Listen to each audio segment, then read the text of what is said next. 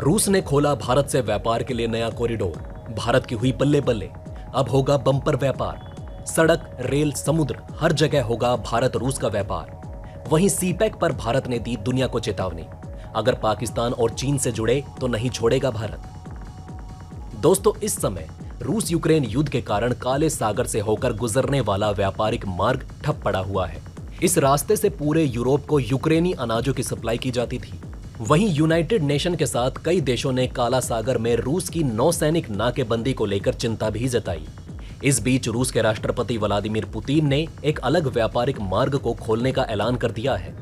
जी हां दोस्तों, उन्होंने कैस्पियन सागर में देशों के प्रमुखों के साथ बैठक की। International north south transport corridor यानी कि INSTC का खुलासा किया। उन्होंने इस कॉरिडोर को पूरे इलाके की ट्रांसपोर्ट और कनेक्टिविटी के लिए गेम चेंजर बताया। इस कॉरिडोर में खास तौर से रूस, ईरान और भारत शामिल है। दोस्तों, आपको बता दें कि international north south transport corridor INSTC 7,200 kilometre लंबा है। इस गलियारे में सड़क, समुद्र और रेल मार्ग तीनों शामिल हैं। पिछले 2 दशकों से भी ज्यादा समय से ये गलियारा ठंडे बस्ते में पड़ा हुआ था, लेकिन रूस यूक्रेन युद्ध ने इसे फिर से जिंदा कर दिया। एक्सपर्ट्स के मुताबिक इस गलियारे को तैयार करने में रूस, ईरान और भारत ने काफी मेहनत की है। इस गलियारे को रूस के लिए आर्थिक प्रतिबंधों से बचने के लिए एक रास्ते के रूप में भी देखा जा रहा है। यूक्रेन युद्ध के कारण अमेरिका और यूरोपीय संघ समेत कई देशों ने रूस के खिलाफ प्रतिबंधों की बौछार की हुई है। वहीं डेजान शिरा एंड के फाउंडर क्रिश डेवाना सायर एलिस ने अल जजीरा से कहा कि ये ईस्ट के नए व्यापारिक मार्ग है। रूस इनके इस्तेमाल को लेकर बहुत गंभीर है। दोस्तों, जून में ही ईरान ने INSTC का इस्तेमाल करके रूस से भारत में माल के पहले पायलट ट्रांजिट का ऐलान किया था। इसमें ईरान के होमरू जल डमरू मध्य पर बंदर अब्बास पोर्ट का भी इस्तेमाल किया गया था। पहली खेप में लकड़ी को कंटेनरों में माल को रूस से ईरान के रास्ते भारत लाया गया था। इसके बाद जुलाई से अब तक कम से कम 39 और कंटेनरों को अरब सागर के पोर्ट नहवा शेवा के रास्ते रूस से भारत भेजा जा चुका है। इसके साथ ही आने वाले महीनों में इस व्यापार के और ज्यादा बढ़ने की उम्मीद जताई जा रही है। अल जजीरा से बात करते हुए भारत के राष्ट्रीय सुरक्षा परिषद सचिवालय के पूर्व सलाहकार वैशाली बसु शर्मा ने कहा कि ये तो बस शुरुआत है। इस महीने की शुरुआत में पूर्व सोवियत देशों और बाल्टिक्स में सबसे बड़े मल्टी मॉडल ट्रांसपोर्ट ऑपरेटर यानी RZD लॉजिस्टिक्स ने INSTC के साथ एक नई कंटेनर ट्रेन सेवा शुरू की है।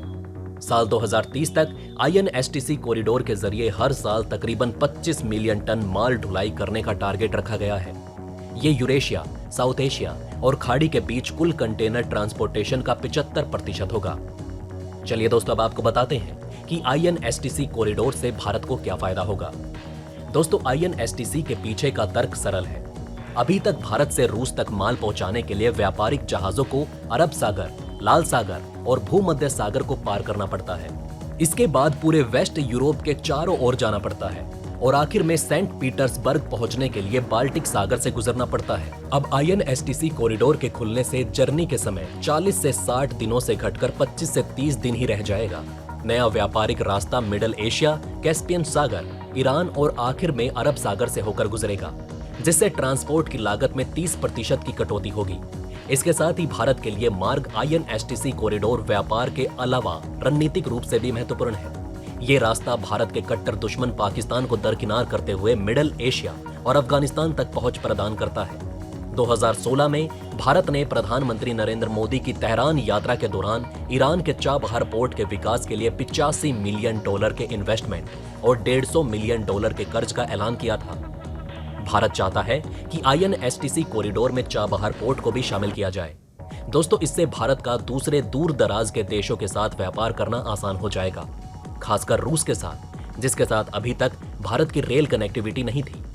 इससे आप सोचिए कि भारत रूस व्यापार में कितनी बढ़ोतरी हो सकती है। इससे भारत और रूस दोनों को बड़ा फायदा पहुंचेगा और वहीं पश्चिमी देशों पर निर्भरता कम हो जाएगी। आपको क्या लगता है? अपनी राय हमें कमेंट करके जरूर बताएं।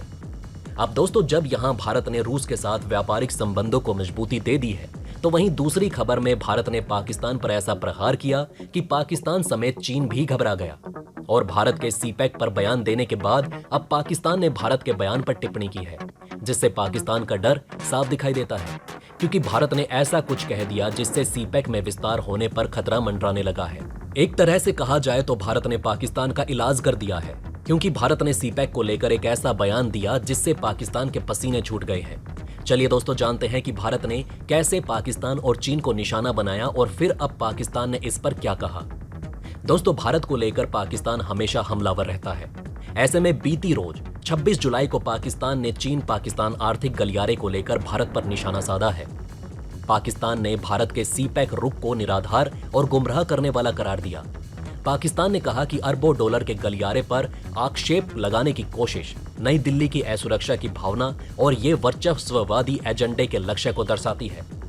दरअसल दोस्तों, भारत ने पाकिस्तान के कब्जे वाले कश्मीर से होकर गुजर रहे अरबों डॉलर के आर्थिक गलियारे से जुड़ी परियोजनाओं में बाकी देशों को जुड़ने के लिए प्रोत्साहित करने के प्रयासों को लेकर चीन और पाकिस्तान की निंदा की।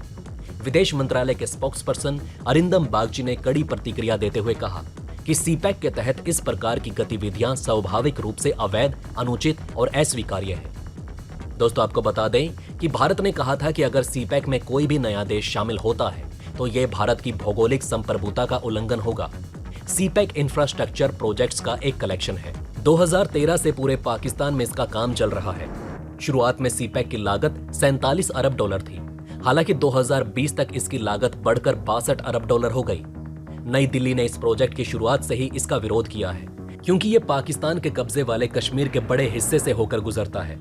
पिछले हफ्ते चीन और पाकिस्तान ने आपसी फायदे के लिए मल्टी बिलियन डॉलर के आर्थिक गलियारे में शामिल होने वाले किसी भी देश का स्वागत किया। लेकिन दोस्तों, आज जैसे भारत दुनिया का केंद्र बन चुका है, इस हिसाब से कोई भी देश जो भारत से संबंधों को मजबूत या कायम करना चाहता है वो सीपैक प्रोजेक्ट से अपने आप को दूर रखेगा। एक तरह से भारत ने दुनिया को चेता दिया है कि अगर आप पाकिस्तान और चीन के सीपैक प्रोजेक्ट से जुड़ेंगे तो ये भारत पर सीधा हमला समझा जाएगा। और दोस्तों, दुनिया जानती है कि पाकिस्तान के अंतर्राष्ट्रीय मंच पर क्या जगह है और क्या पहचान है। वहीं चीन से भी पश्चिमी देश अपने आप को दूर रखते हैं। ऐसे में बहुत कम ही देश रह जाते हैं जो चीन और पाकिस्तान दोनों के पक्ष में हो और इन प्रोजेक्ट का हिस्सा बनना चाहते हो। वैसे यहाँ भारत के लिए भी समस्या है, क्योंकि जिस हिसाब से सीपैक की लागत बढ़ रही है, भारत के लिए यह खतरे का संकेत है। अब यहाँ उसे दूसरे पड़ोसी देशों के साथ मिलकर चीन और पाकिस्तान की घेराबंदी करनी होगी। आपका इस बारे में क्या कहना है दोस्तों? हमें कमेंट कर अपनी राय जरूर बताएं। दोस्तों, ये थी खबरें INSTC कॉरिडोर से भारत के फायदे और सीपैक कॉरिडोर से पाकिस्तान और चीन को चेतावनी की, जहां भारत अपने व्यापार को बढ़ा भी रहा है और अपने दुश्मनों की विस्तारवादी नीति का खात्मा भी कर रहा है। वैसे आपका इस बारे में क्या कहना है, हमें कमेंट में जरूर बताएं। वहीं अगर आप चाहते हैं कि ऐसी इन्फॉर्मेशन ज्यादा से ज्यादा लोगों तक पहुंचे तो इस वीडियो को शेयर जरूर करें। और अगर हमारी ये वीडियो आपको पसंद आई हो तो लाइक करना ना भूलिएगा। साथ ही अगर अभी तक आपने हमारे चैनल को सब्सक्राइब नहीं किया है तो प्लीज हमारे चैनल को सब्सक्राइब जरूर करें। खुश रहें, अपना ध्यान रखें। फिर मिलेंगे एक नई इन्फॉर्मेशन के साथ। तब तक के लिए जय हिंद, जय भारत।